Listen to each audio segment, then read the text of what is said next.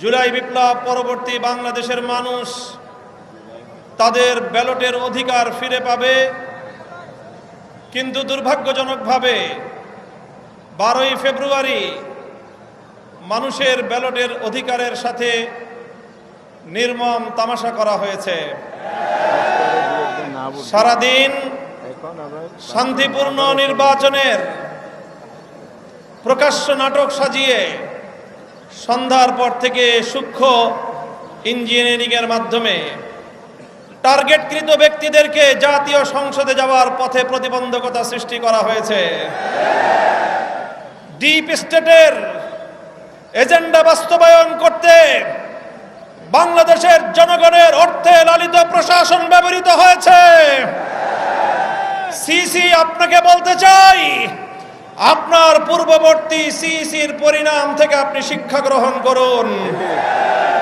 আমরা যে আপত্তি জানিয়েছি, সঠিক তদন্তের মাধ্যমে জনগণের ব্যালটের অধিকার যদি ফিরিয়ে না দেন, বাংলার মানুষ জোর করে তাদের অধিকার কেড়ে নেবে ইনশাআল্লাহ।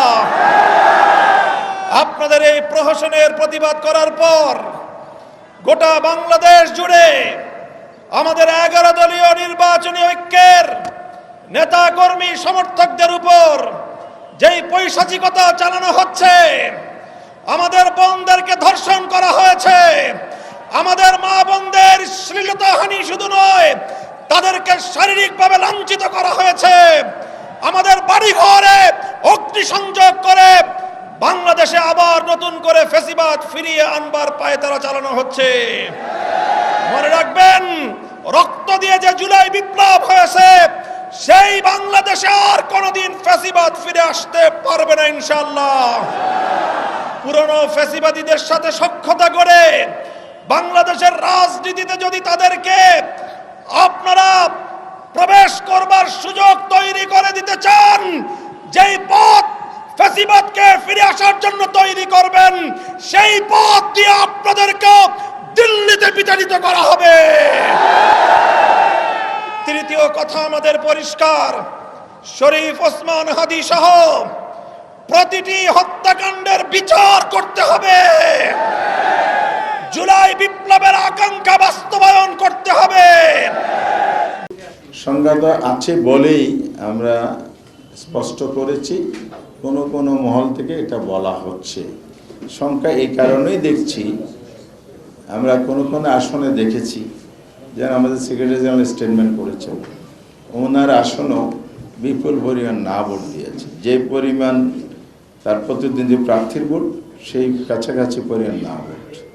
আমার আসন যদি আবার রিপিট করে, আমারটা তো আমি জানি বলেই বলতেছি, 87,500 না ভোট করেছে। তাহলে বিশাল যে নাম্বারগুলো আছে, এ দ্বারা বোঝা যায় যে না ভোটকে বিজয় করার জন্য চেষ্টা করা হয়েছে দলীয় আভ্যন্তরীণ সিদ্ধান্ত কিনা আমি জানি না। এই যে চেষ্টাগুলো হয়েছে, এটা রিফ্লেকশনও কিন্তু আছে, মোটিভেশন করা হয়েছে, এটা রিফ্লেকশন আছে। ভোটের ক্যাম্পেইনের ভিডিও আমাদের কাছে আছে।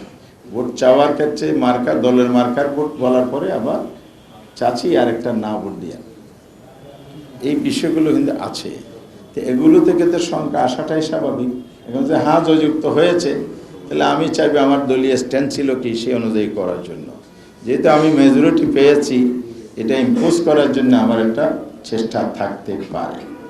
তাহলে সামগ্রিক কর্মকাণ্ড, ঐক্যমত কমিশন থেকে শুরু করে ইলেকশন ক্যাম্পেইন এবং আজকের এই দিবসের নানা কর্মকাণ্ডের যে সংকেতগুলো আছে, এটা একেবারেই স্পষ্ট যে এখানে সংখ্যা উড়িয়ে দেওয়া যায় না। তবে জনমতকে উপেক্ষা করে কিছু করলে সেটা অবশ্যই দায় দায়িত্ব তাদের নিতে হবে, এটা জনগণ।